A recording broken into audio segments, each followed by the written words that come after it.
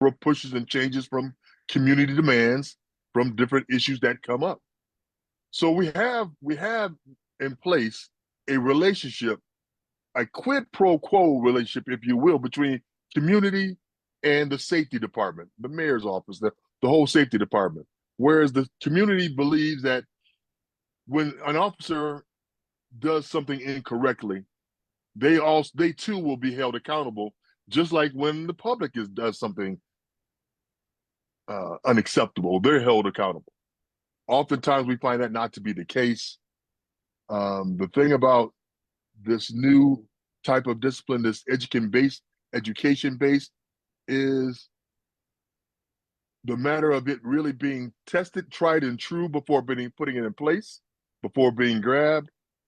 Is it evidence based? These are questions that have come up. Is it truly evidence based? Not situationally evidence based, where we're doing it in our department alone. No, what's the science say?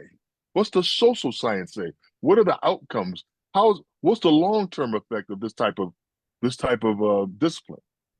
So the model is something that really has a lot of us in community curious as well as somewhat alarmed, because we've looked at what the founder of this discipline um, policy, and that's out of the LA, the Los Angeles Police Department. That's what we found as the founder of it, and we see how they've applied it there, and they're having a lot of problems there. They're having still a lot of problems. We know this could be used as a retention tool, because I'm sure that officers will feel more comfortable with this type of discipline matrix, especially when you are being allowed to one choose your type of discipline, i.e., we're going to write a report. We're going to, and for some of the incidents that they're doing these type of things, they are very serious matters that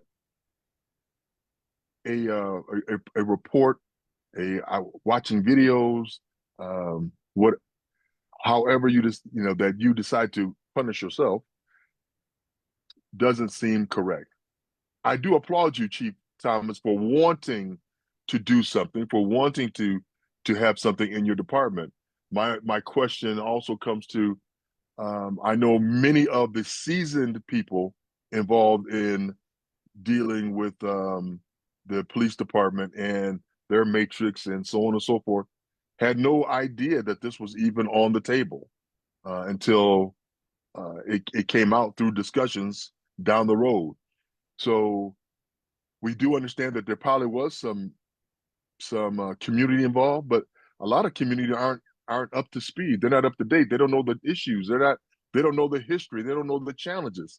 So there's a lot of questions around why certain communities were allowed to know, and then more seasoned people who would be able to help or at least discuss, at least try to bring to the fore what may be issues, uh, why they were not notified as well. Now we know things are a long process; things go as they do, but that's kind of the overlay. So as we're going through today, there's a number of additional questions that, as I put out questions, I I'm not looking to debate. I'm not going to debate. I'm really looking for answers as well. So, Dr. Keesee, I'm really looking to you for your expertise. Chief Thomas, I'm looking for you to be able to explain some of these nuances that our community really wants to know about and needs to know. Because if our officers are not going to be held accountable, especially especially in the way that we're being held accountable as community citizens, then we have an issue. We have a problem, and that's not good, because our police officers are part of our community. So they are part of our community. We do see them as part of our community. However, um, they're held to different standards, right?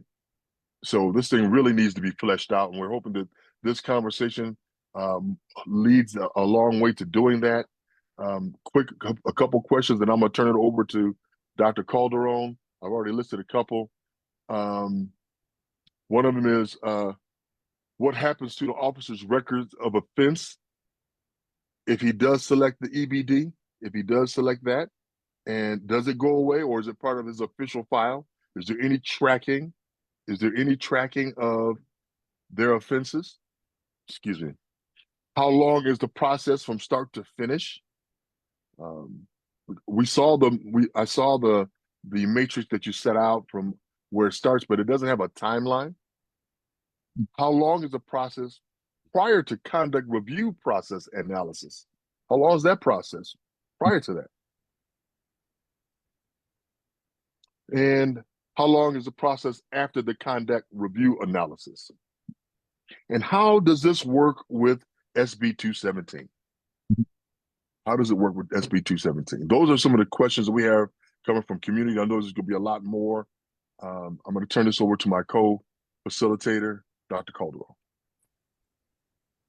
Thank you, Pastor Hughes, and also Pastor Davis. We have been in this police accountability fight, struggle process for many, many years. So thank you for stepping into another conversation. So that everybody knows what we are talking about, I actually want to give Chief Thomas an opportunity to present around what is education-based policing.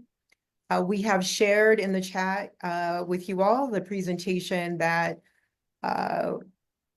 Chief Thomas shared and has been presenting. I have lots of questions, but I'm going to wait until I hear his presentations, and also Dr. Keesee, to help us get some framing from also a national perspective about this model. So Chief Thomas, let's go ahead and turn it over to you, and I would love to hear more about what is this model? How did you arrive to it? Is it finalized?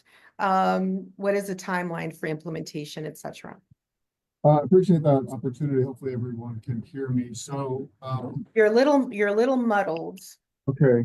And I think it might be an issue with my microphone. So hopefully if I just get a little closer, talk a little louder, folks can hear me. So first,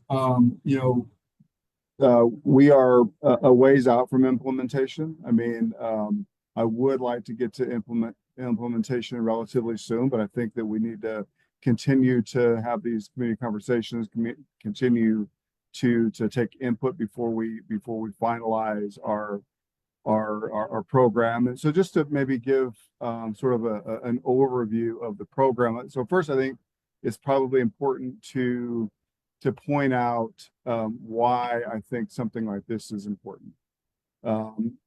First of all, I think that that one of the things I think is important in a discipline program, certainly accountability is significant.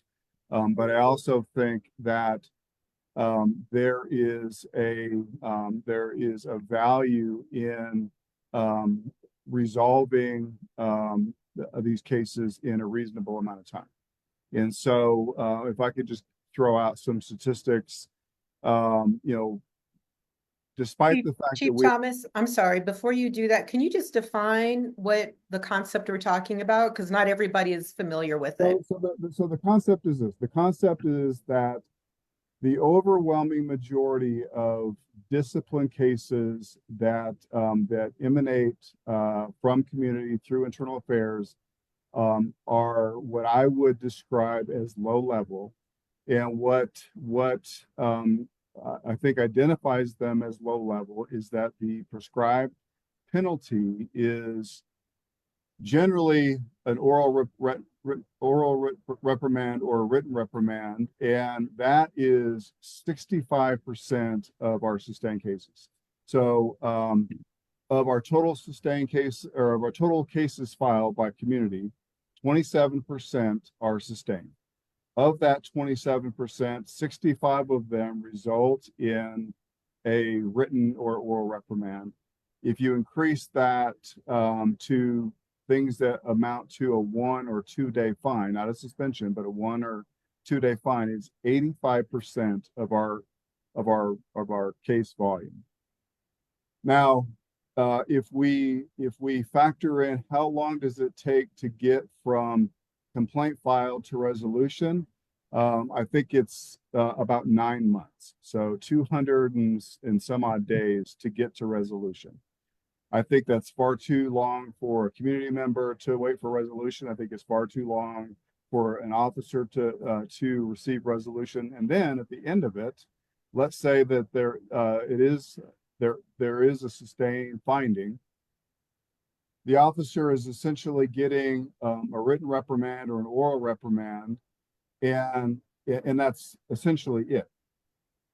What education-based discipline means to me is that um, rather than just give them a piece of paper that says this is what you did wrong, I think that the better process would be to provide them training, not let them select their training, but we develop training specific to their violations so that they walk away from that with two understandings: what the department expectation is and what the community expectation is, rather than them just getting a letter that remains in their file. And so through education-based discipline, my proposal, we would be able to resolve cases in a matter of weeks instead of a matter of months. They would still be a part of their official file. There'd still be documentation. There's still an accountability piece. They still must go through the training that is prescribed for them. And that takes that additional 15% or 35% of cases, so that the OIM and so that the DPD Internal Affairs Bureau can focus most intensely on those serious cases, so that they can resolve those much quicker as well. So that, again, in these situations, community can get much faster resolution for misconduct. Okay, Chief, thank you Chief, for that overview. Pastor Hughes, go ahead. excuse me, thank you. Excuse me, Chief. I just need some clarity. Yes. And you said what it means to me when you start off to explain it. And I really was looking for what the actual language is going to be. Not what it means, not your interpretation of, but what's the language going to be for what it is? What is, so people really understand what it is, Yeah. because that's important, especially when it comes down to dealing with the union and so on and so forth. So what is the actual language? What it is an alternative to punitive discipline. So the system that's currently in place is a overwhelmingly punitive system, and I would agree that there are certain infractions that deserve a punitive outcome. I think that the better resolution for the significantly low level cases, depending on what we're talking about, the 65% or the 85%, I think that the better outcome is education rather than just an acknowledgement that you've done something wrong. And so in short, this is an alternative to a punitive discipline system. So there's a question from Megan Ives with Councilwoman Sarah Parady's office. So helpful, thank you. This is very informative. So is the current 9-month timeline for resolving complaints mainly due to lack of capacity with the internal affairs team because there are so many complaints? No, and I would say because our complaints have gone down over the last 3 years. I just think that, and we've increased capacity in internal affairs. I just think that the process that's in place, that includes the Office of the Independent Monitor, the process that's in place is cumbersome, and it just takes a long time to process any case through. That's why we're at that, average 9-month time frame, which again I think is too long to get to reasonable resolution. Okay. Pastor Hughes, did you have anything else before I added a comment and then pivot to Dr. Keesee? No, I listed off those, I rapid fired those questions off in the beginning, and at any point they can they can address them, and I would appreciate that. And if you need me to rehash them, I'll be glad to. That's going to be important for me. Thank Yeah. you. So For we'll me to cer- rehash them? Please. Okay. So how do you want to do that, Dr. Calderon?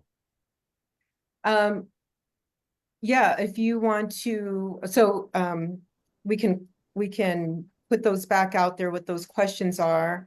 Do you want to just put them out there, Pastor Hughes? Yes, I'll just put them out there. Okay. All righty. Where are the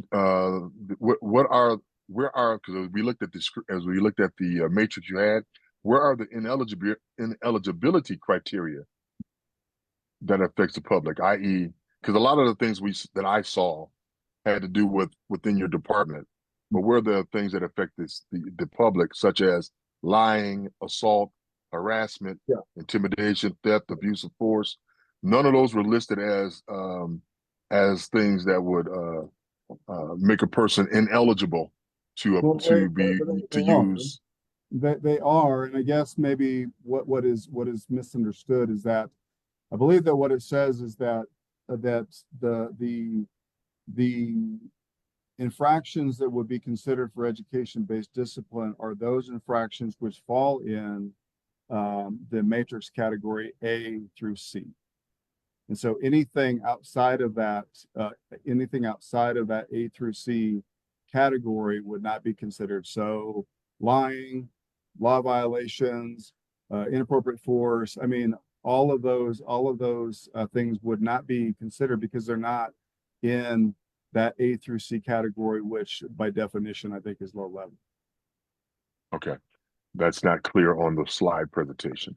What happens to the officer's record of offense if he does select EBD? Does it go away, or is it part of his official file, his or her official file? Yeah, it remains a part of their official file, so it is maintained in iPro, just like if it were. Sorry, Chief Thomas, it's hard to hear you again.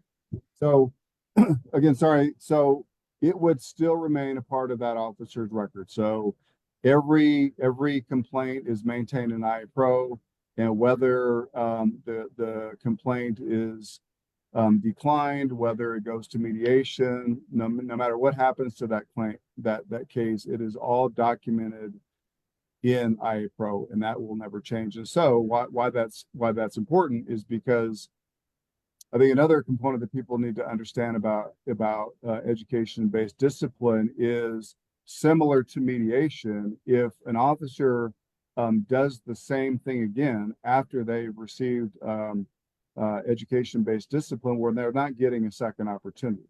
You know, it's like if an officer engaged in discourtesy with a citizen, and they were offered mediation and they went through mediation, well, the next time that they have a discourteous contact with a citizen, they're not going to get that offer because they've obviously not learned. Okay. This next set of questions really has to do with the timeline. Mhm. And this goes on once again, these questions are in relation to the slide program that you have provided. Yes. How long is the process from start to finish, at least anticipated? How long is the process prior to conduct review, process analysis? How long is the process conduct review analysis? And how long is the process after conduct review analysis? Okay, so there's really two routes by which a case could be considered for education-based discipline. I think we're losing you again. There's two routes that cases can find their way into education-based discipline. The first route, and I think the most frequent route, probably I would imagine the overwhelming majority of cases are going to go the initial route, which is before the conduct review. So this would be in lieu of conduct review. So a case would be filed. There will be a review at the intake level, all the way up through the chain of command to identify whether or not this is suitable for education-based discipline. If the determination is made that it is suitable for education-based discipline, then the offer is made to the officer. So the officer is asked if they are willing to participate in education-based discipline. They can say yes, they can say no. If they say yes, then the next stage is for us to work with our professional development unit to develop a specific training module that is very specific to the offense. And so I talked about before being able to handle cases in a matter of weeks versus a matter of months. I anticipate this process to be very quick. You know, there's the review process, there is the offer of education-based discipline. After acceptance, there is a brief period of time where we are developing the training module, and then they have a very short window with which to complete that training module. Otherwise, they go back through the initial, through the full investigative process. Now, there is potential for cases to be considered for education-based discipline post conduct review, and so for those that aren't necessarily familiar with our conduct review process, so there's the completed investigation, there is a recommendation that is made by our conduct review office, there is a recommendation that is made by the Office of the Independent Monitor. Often they are in alignment in terms of their recommendations. If there is misalignment, then there's a discussion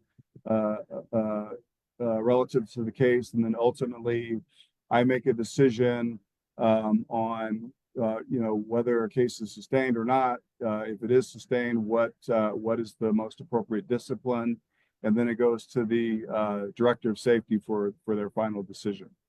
Now, there have been cases where after all of the facts have been identified and there's a discussion about the facts of the case, it is often obvious to all of us that that now that we know everything, that the most appropriate outcome is for them to be educated on what the department and community expectation is versus the written reprimand, the 1 or 2 day fine. And so, we're not talking about cases that where there would be some significant discipline, category D, category E cases. We're not talking about those cases. We're talking about those cases where the outcome may be some low level punitive discipline, but it is collectively agreed that the best outcome is to just put this person through a training module that will help them understand both the community and the department expectation. So thank you, Chief Thomas. I want to take a step back and kind of give a broader view.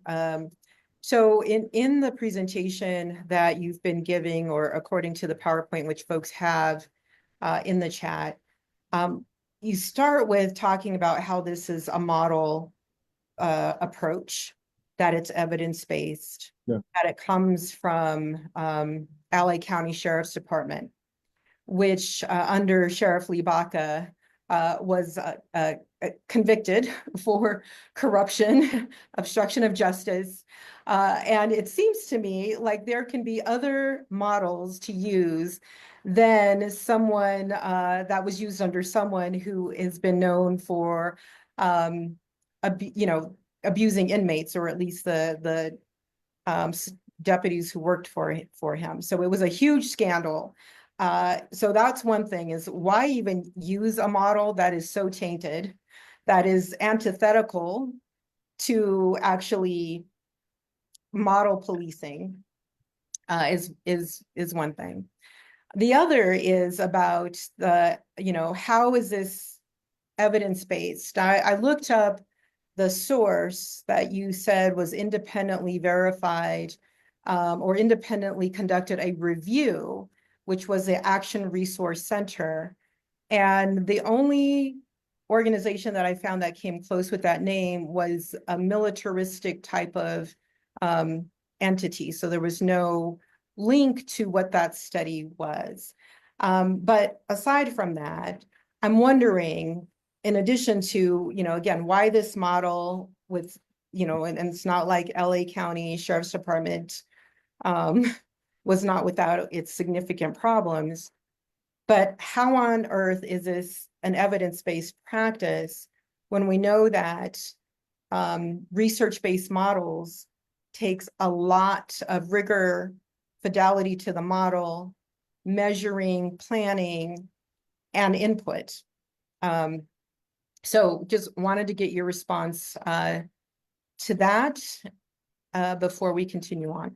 Yeah, all fair points. And first, let me say that while we did use the name of the program and many of the tenets of the program used by LA County Sheriff, there are 15 different police departments that we, our research and planning team, looked at their similar processes.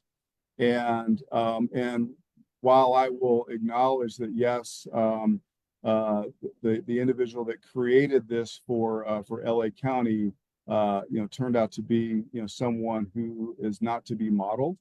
I think that's a very fair statement. I think it's also reasonable to recognize that the system that he put in place exists today, despite the fact that there's been a significant overturn in sheriffs of the LA County Sheriff's Office. The other thing that, while we certainly share a name in terms of education-based discipline, we differ significantly.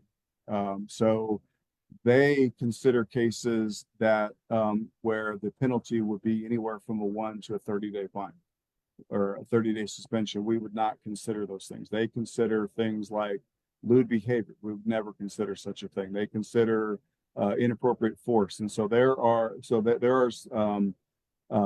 significant differences between what exists in LA County and what I'm proposing. Thanks for that clarification. I would just say that probably should be clear to folks as this is being rolled out. Because when I saw that sheriff's name, I was actually stunned that would be that we would emulate that, considering the history. I'm gonna read a quick statement because I'm getting to it ties in Megan's second question about the Office of the Independent Monitor's involvement, and we actually do have a statement from the monitor's office that I would like to read to folks. Was there something, Chief Thomas, you wanted to say before I did that? I think we talked about an evidence base, and Yeah. there is, I think, limited evidence base about this being an effective model in policing. There have been reports that suggest that this has been responsible for reductions in recidivism, but I think that there is a lot of evidence base about how punitive discipline is not effective in the private sector and in the business community. And so I think that there is a significant amount of evidence base to suggest that a non-punitive education-based discipline model has been effective at specifically at changing behaviors. Well, and I would agree that and we see this across populations where when there's an opportunity for behavioral change, that can be much more preferable over punishment, depending on what the infraction is, violating or excessive force or, violating people's constitutional rights, etc. I think raises the stakes there because police have special powers, as you know. But I think we're mixing apples and oranges. Because the presentation indicated that this particular model of education-based policing is evidence-based versus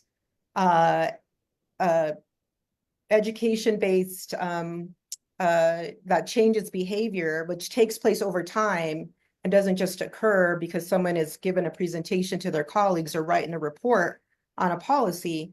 That's not an evidence-based method. So So I think we'll get into that more with Dr. Keesee, but I want to read this statement from the Office of the Independent Monitor that we requested, knowing about, asking what their position is on this. And so this is from Independent Monitor Liz Perez-Castle. The OIM's general position is that we do not agree with the approach or believe that it is necessary. While additional training that targets demonstrated deficiencies is welcome, such training can be provided in addition to the discipline penalties required by the current discipline process. Further, the OIM is aware of no best practice research that suggests the introduction of an education-based discipline program improves officer accountability or outcomes for community members. That being said, the OIM made specific recommendations to improve the draft policy as it was presented to us, but we cannot share them publicly because they were made during the deliberative stages of the policy's development before it was finalized. And, you know, for folks to know, deliberative process, it's like, you know, privileged conversations that attorneys may have, can't be public. But what it suggests to me is, one, that the OIM is not in support of the direction this is going, that they made their concerns known, but those concerns were not reflected in the final draft as it's moved forward. We have very little transparency about this policy because it was not vetted in a public community process. We don't know who has been at the table, such as the police union. And so when the OIM is not behind it, when we as community who've been part of various discipline process reforms, for better or for worse, have not been part of the process, it makes it very difficult to embrace a position that, oh, this is for the best and it will help us to actually discipline officers sooner, but in a way that they will learn versus just be punished. I think there's a lot more to that to unpack.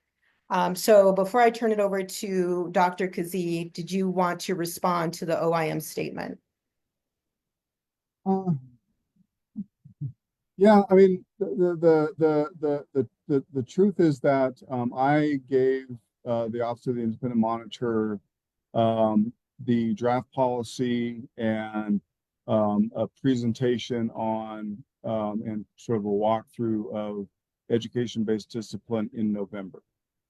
And her response to that didn't come until after this meeting was scheduled.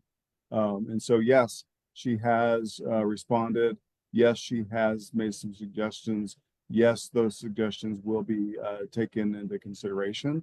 But to say that I moved forward and created a final version without her input, I think would be incorrect, because I didn't get her input for quite some time. And I will give her grace because I know that she was completing the quarterly report, and I think that was a top priority for her. But that delayed her getting her recommendations to me, which has thus delayed me moving forward on rolling out this program. And because I think in all fairness, I think it is important to get her feedback and use that in creating a final product. And it looks like that we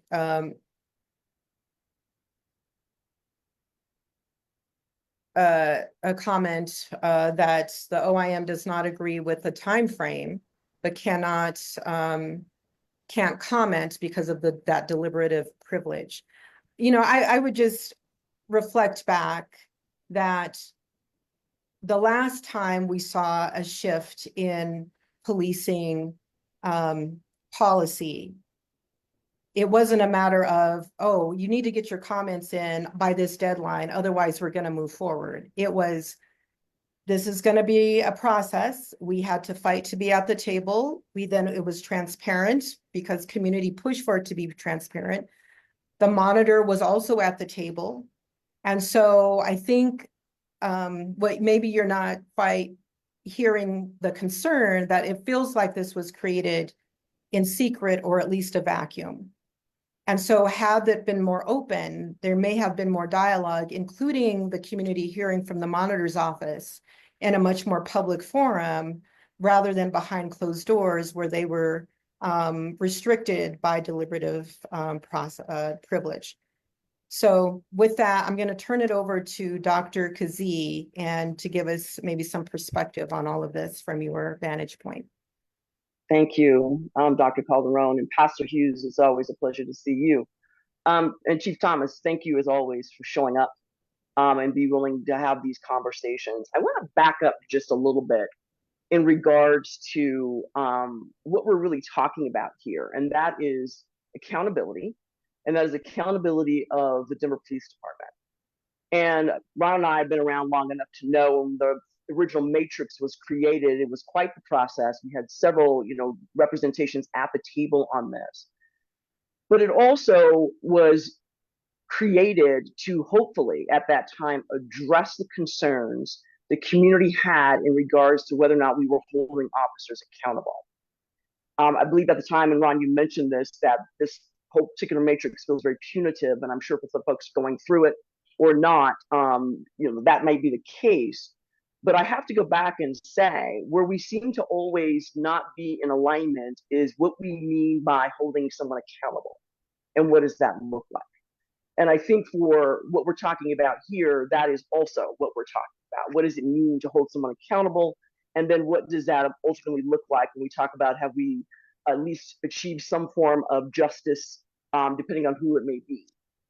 The other part of this is, and I'll raise this for everyone who is listening, is that the disciplining of officers in Denver is not an isolated sort of conversation that's happening. This is a concern, and it is a struggle nationwide.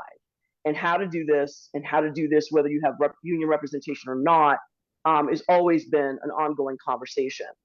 But more importantly, it is really in regards to, do you have the right people in uniform? Do you have the right people who understand what the community is asking of them?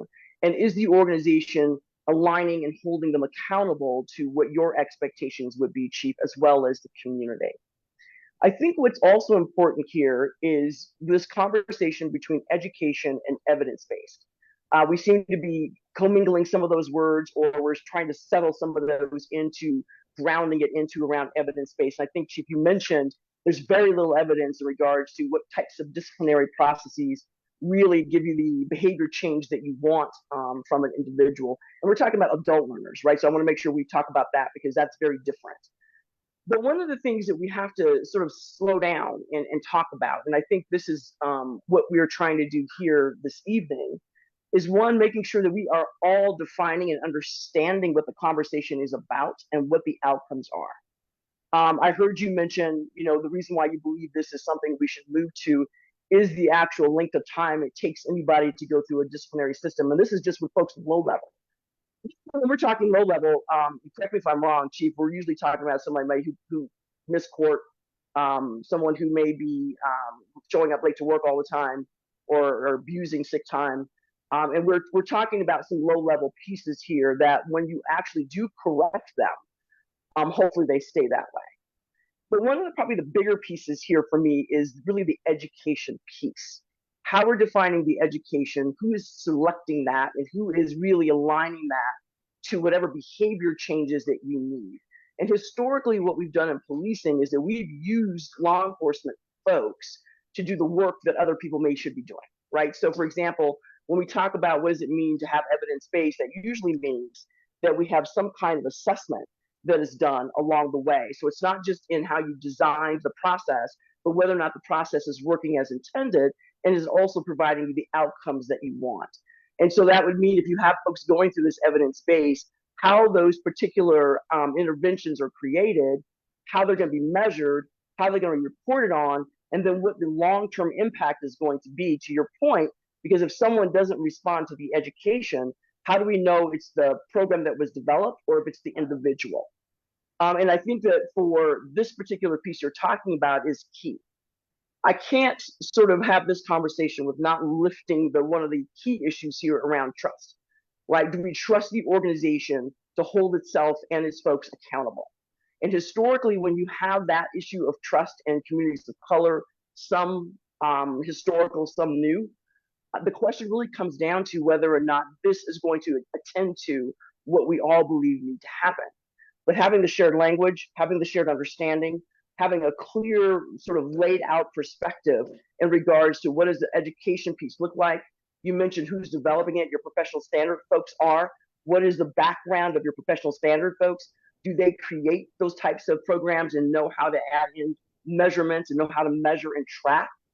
And what do you do when you do have an officer who goes through those things? And you mentioned it, if it happens again, then they go straight into the continued disciplinary process. But then you have to ask yourself, is that then the process is the problem, right? Because oftentimes the process is the punishment. So when you mentioned that it takes 9 months for a low-level offense to get through, and that includes going through the Office of Independent Monitor, my questions would be, have you gone back to look at the process to see what you could change or shore up to make that shorter? And in addition to, the conversation always can't be just about externally with community, but the law enforcement officers inside your organization are also part of the community. And what has been the feedback and the understanding of the officers at large in regards to what this will help or hurt, or it won't make a difference at all? Because if you are really relying to sergeants, lieutenants, or whomever to sort of decide that Tracie belongs in the education base, then are those folks understood and are they educated around how do you discern and make those decisions? Again, it comes back to, do you trust the folks making the decision? And do the folks making the decision have the requisite training or education background to do this when it comes to changing the behavior of an adult? The other part of this, too, is not just the timeline and how long this would take and hopefully provide some relief for the officers. And Dr. Calderon mentioned this. This is really about the transparency of your process to the community. We went through this before with the Matrix, decades ago. But whenever it feels as if something is being rushed through, and I heard you say you're really trying to make sure you get folks to the table, but when it feels like things are being rushed through and we don't have clarity on what definitions are and what those processes are, it goes right back to what we had prior to the Matrix. We have folks deciding which type of discipline is best for others, and that in itself can be unfair to the officers inside. So one of the things that I'm hearing that I believe is really a conversation that really should continue is, what is it that we want to do here, right? And I know you're trying to find a relief to an issue that has really become a problem for you, but without the impact of community saying, explain to us, which like you're doing today, what does that mean? What does that look like? Then having the input from not just, OIM, not just communities who always engage with you, but forums like this, to sit down and say, okay, let's take this concept and let's make sure we have an understanding of what it means to be evidence-based and what does it mean to assess something. And I don't think that what I saw, we have that yet. And I'm not sure if that is something that you're planning on doing. But for the most part, for me, this is the issue of discipline is, again, it's not just a Denver Police Department issue. It is a global issue here when we're trying to hold folks accountable. And I'd be remiss if I didn't say, we also have to think about retention. I don't know, Chief, I'm going to presume that you're having problems recruiting like most agencies throughout the country, but not just recruiting, but holding on to folks who are thinking maybe they're not being treated fairly or that something has happened where it doesn't feel as if they receive the due process they need. So I think it's important that not only this conversation gets slowed way down, but that we do have those kinds of conversations. So when you are trying to make a decision around what this looks like for the organization, that there is agreed upon, and not always agreed upon, but at least an understanding of what we mean by what definitions, what this process is supposed to do. How are you going to measure those outcomes? What happens down the road with officers who seem to respond better to this kind of discipline versus, the punitive matrix?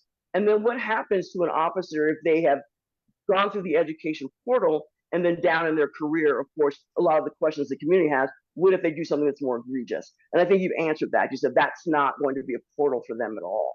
The conversation really is around what types of things will happen in this evidence-based offering. You mentioned there were 2 routes. which make very good sense to me, only because I have the background. But I think there's still a lot more questions in each of the routes, in each of the education development, in the measuring and tracking of all of those things that really still need to be fleshed out. And I think part of this conversation is really the beginning. And I think it's important that folks who are here, and then even more so, folks who are not here, have an opportunity to hear and then sort of weigh in. Because you explaining what was on that PowerPoint is not the way it's reading. And I think to Dr. Calderon's point, there are things there that you probably don't even want to put in there if you're going to make it your own, but you certainly do want to make sure that you have a really good unified understanding, not just within the organization, but publicly about what this is and what this isn't. So I'll stop there. And again, thank you for the opportunity, but I just think this is the beginning of that conversation. Thank you, Dr. Keesee. Chief Thomas, your response. Well, I guess the first thing that I would say is that while I do believe that we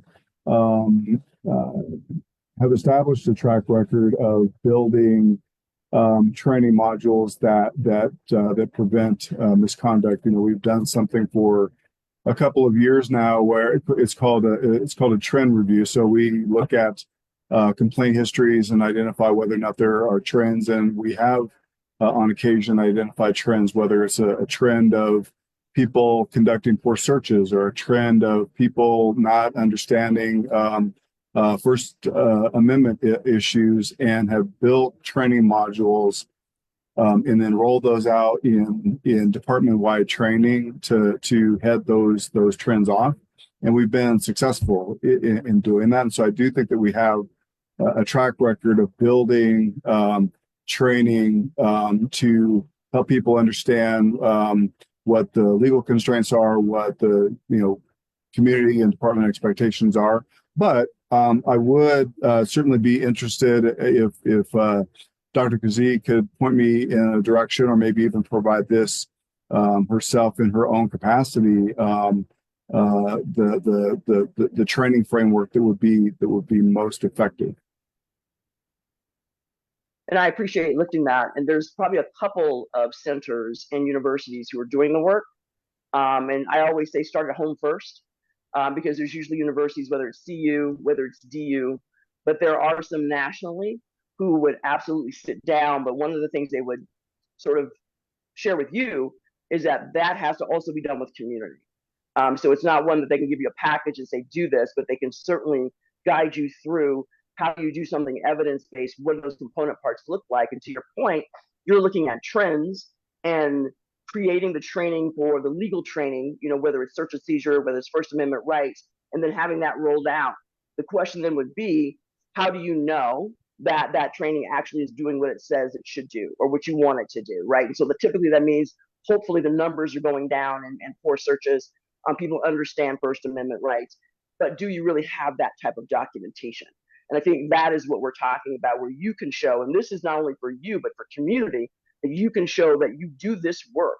And this work is grounded, and it's not only grounded, it's evidence-based, and we track and we show all the way down to, if we know, for example, we have a group of officers that are in a specific special unit where this tends to be a problem, then you do that deeper dive and say, okay, what's happening here? In addition to what you're rolling out for skills-based training, but then we also have to talk about the folks that you hire, select, retain, and put into those spaces.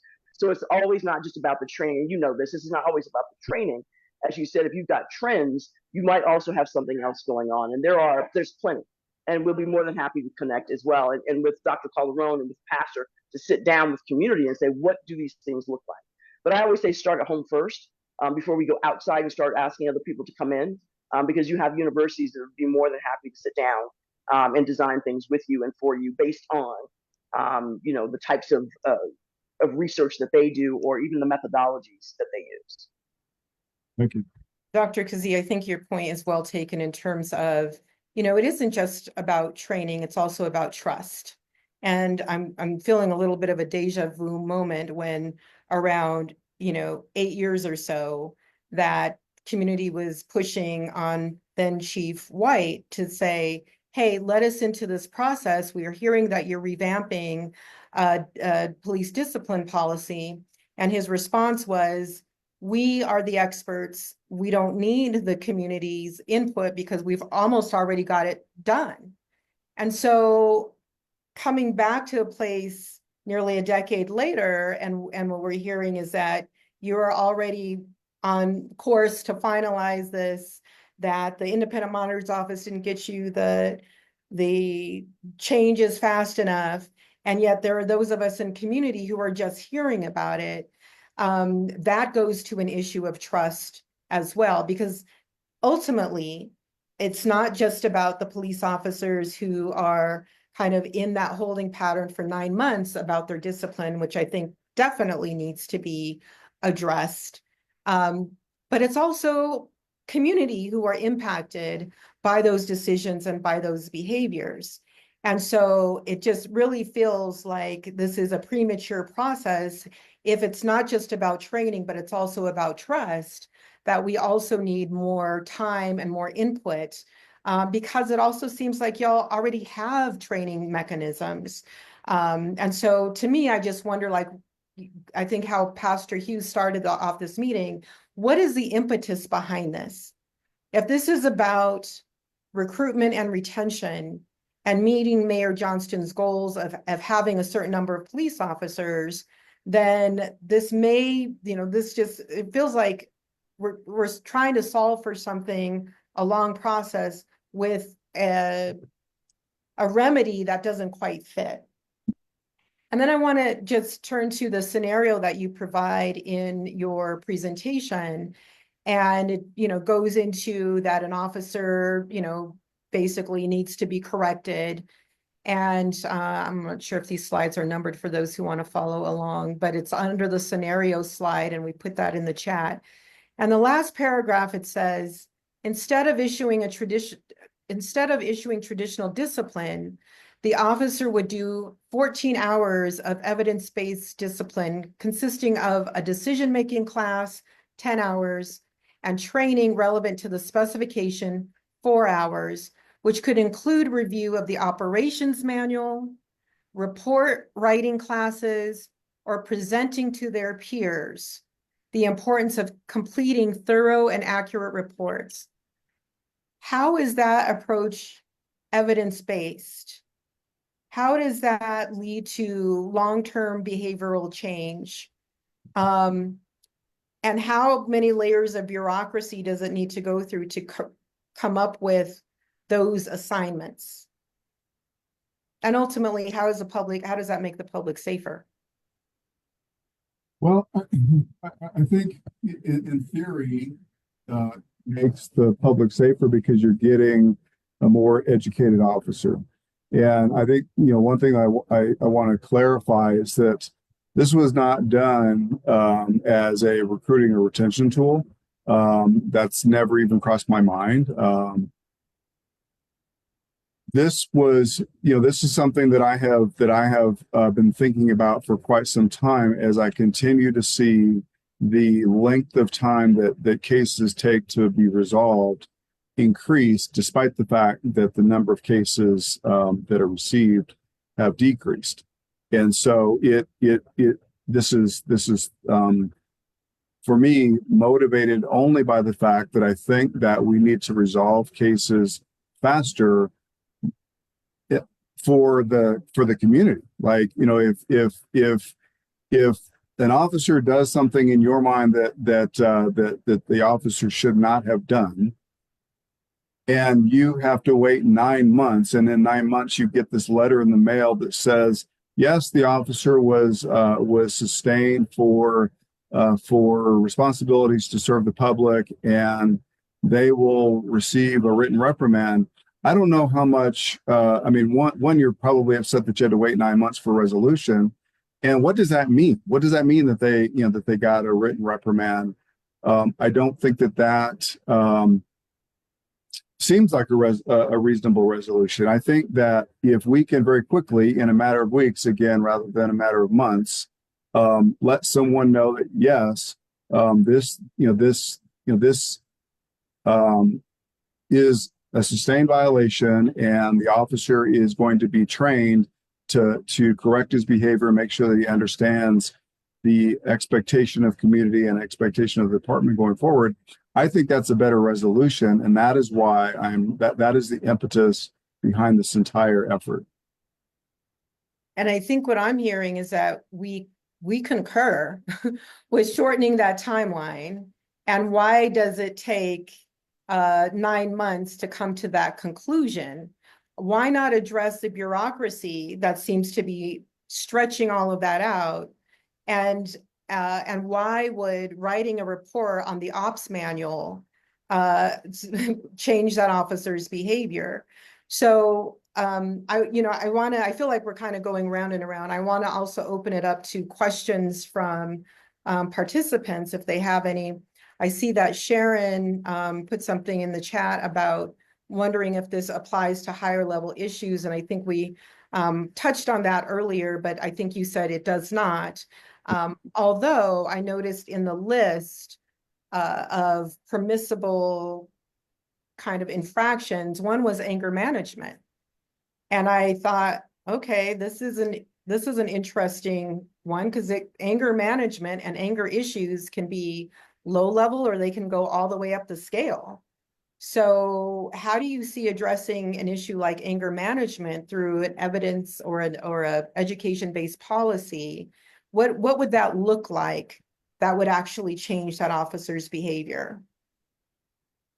Again, I think it goes back to there is no department charge of anger management. Now is let's say that the infraction. So maybe I could just call attention to the most frequent infractions that result in either mediation or some low level form of discipline. Discourtesy, responsibilities to serve the public, and duty to complete required reports. So let's say that the infraction is discourtesy, for instance, and the reason why they were discourteous is because they couldn't control their temper, or they couldn't control themselves while engaging with a member of the community. That might be an opportunity to give them some conflict resolution tools. Some, anger management is probably a bad suggestion for a training outcome. But I do, like I said, think that giving people conflict resolution tools, helping them understand that in this instance a report is required. In this instance, the responsibility to meet the community members' expectation is necessary. I think those are things that can be addressed through specific training. Okay, so I'm actually looking at your slide that says training focus areas. And I tried to share my screen, but I'm not able to at the moment. So on number 3, training focus areas, it says boundary recognition, ethics, diversity, and anger management.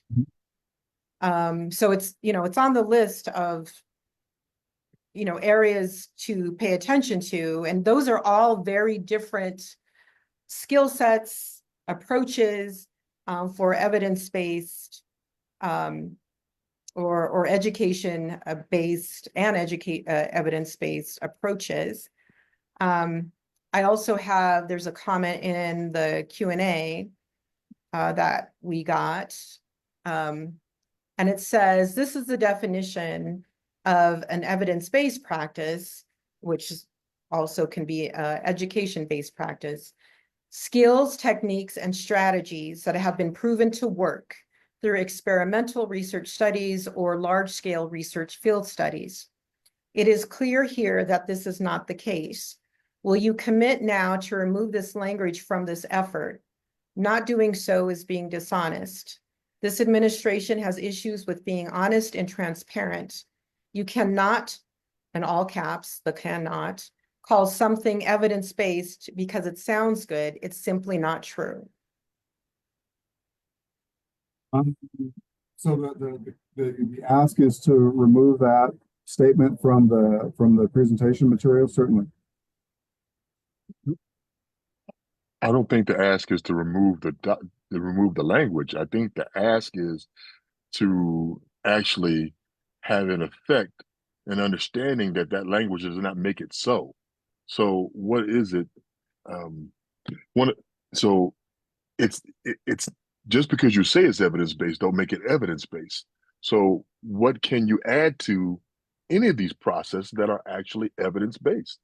And sometimes organizations will take a program, will take an evidence-based model, an actual evidence-based model, and then they'll tailor it to their department or their organization. That's a common practice. They'll tailor it to. But this is apparently Dr. Keesee, can you speak to this model as an actual evidence-based model? Yeah, so it's not, and I think the chief mentioned that, right? So this is not what he's thinking about when he's talking about how he wants to apply it, and you can certainly speak for yourself. But Pastor Hughes, as you mentioned, right? So if you have something that's evidence based, it is, and just like the anonymous person put into the Q&A, it is something that is rigorously has been evaluated that we know shows some change depending on how you implement that and how we track that. And to your point, calling it so doesn't make it so. But I think too, in the same conversation is if that is the intent, then the second part of that question is in slowing down and understanding what do we mean by evidence-based and what are you trying to accomplish with that? And that also means that you have those types of tools that we know were created based in evidence. And it may also mean that you create new tools that you want to assess that work just for Denver PD. So it could be both of those things, but if I'm hearing what we're all talking about, just labeling it that doesn't make it so. And so the question would be, not necessarily you pull it out, what is the steps or what is the process that you will go through to explain how this will be grounded in evidence base? And I think that it's one of the things that we struggle with when we're trying to do a presentation and we shortcut it just so people can get the grasp around it. But this is one where you certainly do not want to do that. You want to just hold and say, okay, we want these outcomes or we want these trainings to be evidence-based, and then begin to talk about what does that mean, how are you defining that, and more importantly, who's helping you with that, right? As you mentioned, there's a lot of folks who can turn around and help you with that, but then that also has to be understood by the community at large of what we're talking about. So hopefully that answered your question, Pastor. And Yes. I think the comment suggests, both remove the language because it's not evidence-based and that doesn't feel honest. And I would also point to, again, I'm using the source of the presentation, the second slide where it says history. I think it makes a suggestion that this is an evidence or research-based model because it says in that first point, second sentence, an independent review conducted by the Action Resource Center found recidivism rates dropped from 25% to 10% in 4 years. Again, who is the Action Resource Center? What is that study? And then it goes on the second point. Since then, 2009, 65 local, state, and federal agencies, to include the DC Metro, Atlanta, Omaha, Houston, El Paso, have implemented similar programs. So it seems to be a conflation that while there's not evidence-based directly in that paragraph, the suggestion is that there is research or evidence to back this up as being effective. And going back to the comment that just doesn't seem the case. I think we've established that that's not the case today or made clear in this conversation, but this is not an evidence-based approach. Chief Thomas, any other comments? And I'm just looking to see if there's any more questions in the chat as we get ready to wrap up. I guess the only clarification that I would make is that yes, it is true, and I think that it's fair to suggest that there's conflation. That yes, the model that I have built taking into consideration other models that have been put in place to include LA County, that there is not a scientific evidence base. I think that there are reports that have concluded that it has seen a reduction in recidivism, but in my mind, the evidence base that education versus punitive discipline is more effective at changing behavior, particularly for low-level offenses. I think there's a mountain of evidence base in the business community and the private sector. And it sounds like Dr. Keesee said that, she has some of those that she could share in terms of, what either research you've done, Dr. Keesee, or research you're aware of that actually shows what's effective in changing police officer behavior. Right. And again, and the chief knows this, there's definitely, you have your own perf. You have a lot of other folks who are doing this work or have done this work, and have worked with departments around it. And I think, again, I always say start at home. Perf will always give you outlines. And for those of you, it's Police Executive Research Forum, the IACP, again, their research arm, have all of those kinds of things that you're talking about in regards to what do we know impacts. And I would say to the fact that we're referring to, private sector, and when it comes to these kinds of evidence-based, we also want to be careful. I think this was mentioned earlier that the dynamics between being in law enforcement and the type of power that you have is a little different than being just in what I would say not necessarily regular, but in corporate America. But there's plenty of folks already, I'm sure, stand ready to help whenever you're ready to move forward and have that deeper conversation. Thank you. Yes. I see two comments, one in the chat, one in the QA, both have to do with asking for commitments. I'm going to get back to those. First, I'm going to ask Sharon's question. How much of DPD's budget toward this program goes to this program? And would there be staff for this to oversee in some way by community or the Office of the Independent Monitor? Well, zero amount of budget is going to go towards this. This is going to be managed by existing staff, and so the Office of the Independent Monitor will be involved in the entire process from start to finish. And so this is something that they will be able to monitor and review on their own. This is something that they will be able to publish statistics about. We're publishing our own statistics, making them available on our transparency dashboard. And I'm sure that there will be a carve-out for this particular program and its outcomes in the Independent Monitor's quarterly reports. So it doesn't sound like the Independent Monitor office sounds like they feel very included, reading between the lines, and also heard similar things in terms of the Community Oversight Board. So I think those are really key partners that if they're not feeling included, and I know we certainly didn't, I think that's an indication of maybe slowing the process down, hence going to Megan's suggestion here, asking for a commitment. Can we get any commitment to slow down the process and garner community feedback before this policy is implemented? Yes, I mean, the process has slowed significantly. As I said, I wanted to initiate this in January. All right, thank Can't you. hear you. So I'm sorry, Chief. I just heard a yes. So go ahead, Chief Thomas. well, I mean, yes, and I can also agree to continue with our stakeholder meetings. And I heard that last part, he'll continue to hold stakeholder meetings, which we would love to have that as part of our Transforming Our Communities Alliance meetings as well. So we can coordinate times with you for that. So if people want to continue to work on this, they can do that through that avenue with, at least with us.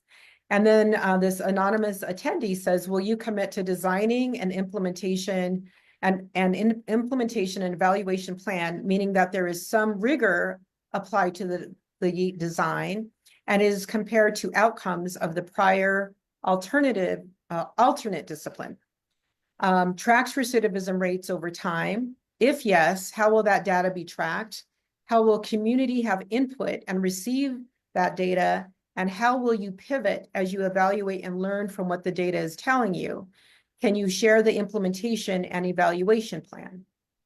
So yes. So again, this is all going to be things that are tracked in our IAPRO system. Our IAPRO system is capable of producing all kinds of reports as it relates to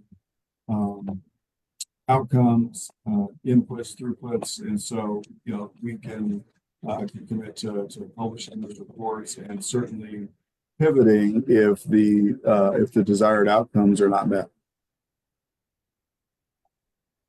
And I'm just double checking if there's anything else. It looks like we've gotten all the questions answered. All right, I want to see if Chief Thomas and Dr. Keesee, if you have any final closing thoughts to wrap up. And I just want to say, Chief Thomas, I appreciate your willingness to slow down this process, take in more community input, and not just from community stakeholders, which is huge, and I think is a piece that has been missing in a transparent way, but also for the Independent Monitor's Office, perhaps the Citizen Oversight Board, and other subject matter experts like Dr. Keesee. Is there anything else that you would like to say, Chief Thomas, as we wrap up here? No, I mean, I will apologize for sort of the brevity of the presentation that you all reviewed and how it was unclear that we were talking about only low-level discipline, those kinds of things that really significantly impact community bias complaints, unbecoming behavior by officers, use of force, lying, any of those things are not at all being considered for low level, or not at all being considered for education-based outcomes. It is truly those events that would already be considered for mediation. Those very low level, respect for discourtesy, responsibilities to serve the public, failure to complete reports. Those I think agreed by all to be low-level infractions by officers. Thank you. Dr. I must ask. Oh, go ahead, Pastor Hughes. I'm sorry. I just need some clarity before we close out. Chief, did I hear you say that A through C level we're going to be available for this, Consider and then D through F? is so A through C is up for consideration. Doesn't mean it's going to happen. It means that it is eligible for consideration. D through F is absolutely off the table no matter what. And the only reason why I asked that is because which is why having people who have some familiarity with the matrix is important in a community discussion. Some of the categories of violations in category C, community feels the brunt of a lot of those kind of conversations. And let's just take, for example, where were we at here? Verbal assault and abuse of the public. That's in category C. Okay. We would find that problematic that someone would be allowed that for it. Well, I don't want to say I would find that problematic. So I think we need to have there would need to be some discussion, especially with some folks who are familiar with the matrix, how it works. And there's a lot of community members, or at least a number of us, who would love to sit in on the discussion on formulating some of these areas, because that would be, for me, that's problematic. And so that's just a way that a glaring thing. As soon as when you said A through C, I was like, wait a minute. I remember looking at that, and I remember C having some some real issues that we have in community with officers. So Sure. Sure, but again, those are those particular offenses that find themselves in category C would be things that I would not consider. how would you be able to, because we'd love for you to be the police chief forever.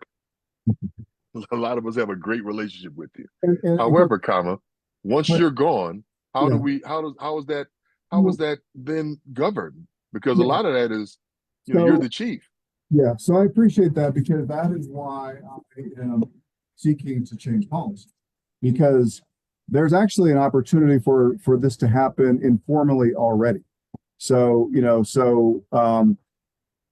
there's already opportunities for me to during a conduct review meeting say, you know what, sounds like the best outcome for this particular event is education-based discipline. So there's already an opportunity that for this to happen informally that that has on rare occasion occurred already, and the independent monitors aware of that.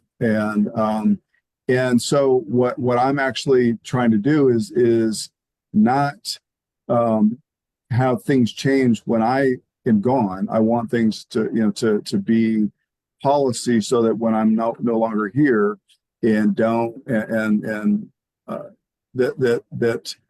that people with the considerations that I have and the experiences in and with community that I have isn't here making those decisions.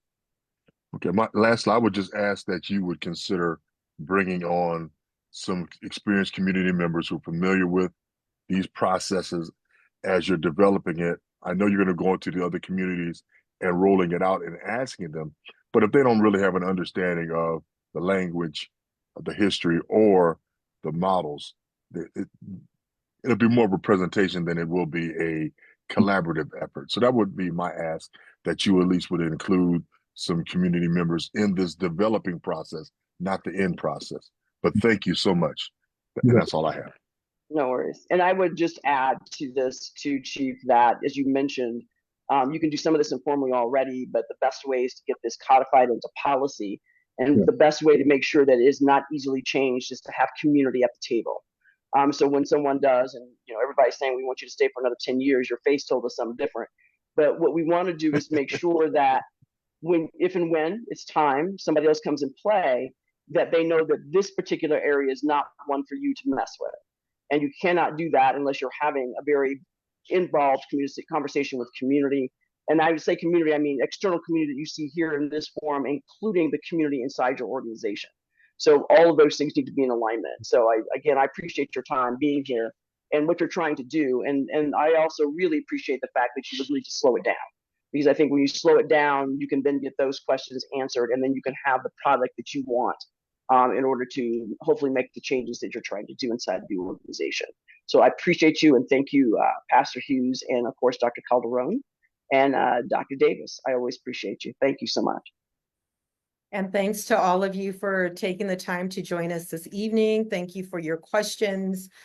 Feel free to continue having this dialogue. If you are interested in working on this issue, we will be following up with Chief Thomas to make sure we have that conversation, that follow-up conversation. So please reach out and let us know if you are interested in continuing to work on this.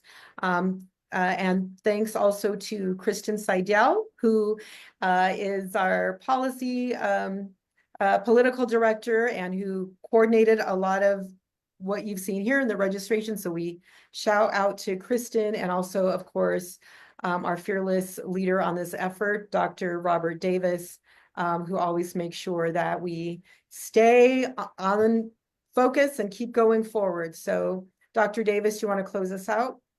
Yes, I just want to make sure. Thank you so very much, Pastor Hughes, Dr. Calderon, and a very special thank you to Dr. Keesee, as well as to Chief Thomas, for coming and helping us to gain a better understanding of this approach to discipline that the Denver Police Department is considering.